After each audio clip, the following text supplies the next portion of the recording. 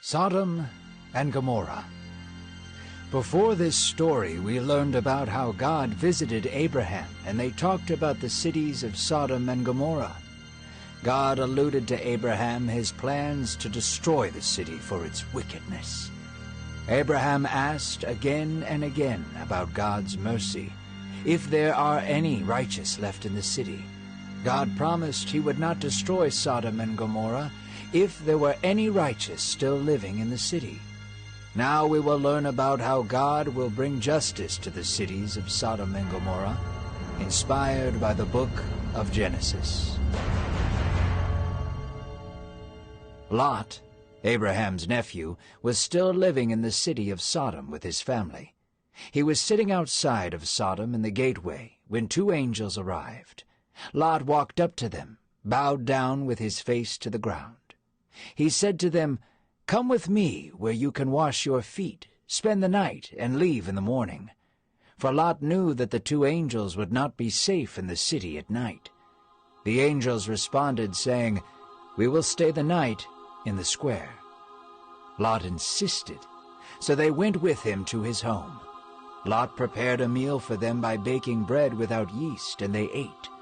Darkness began to fall over the city, and the shroud of night provided a covering for the wicked men of the city to emerge.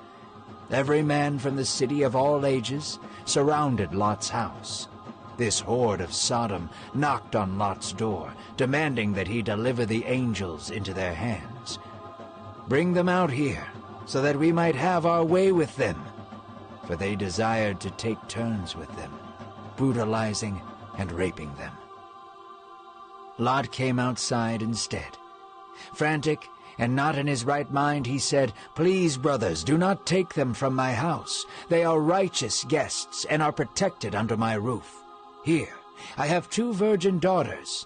I will give them to you, and you can do whatever you want to them. Just do not take these men in my house."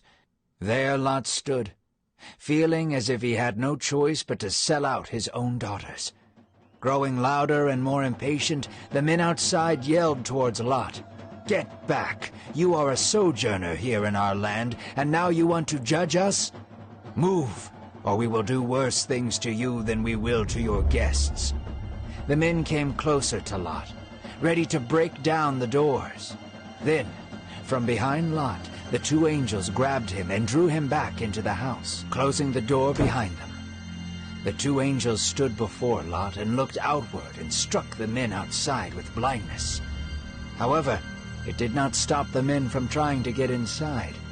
Disoriented and blinded, the men eventually wore themselves out groping for the door. The angels said to Lot, "Do you have any other family members here in the city?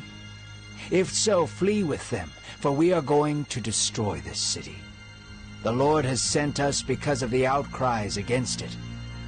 So Lot went to go warn his family, including the men supposed to marry his daughters.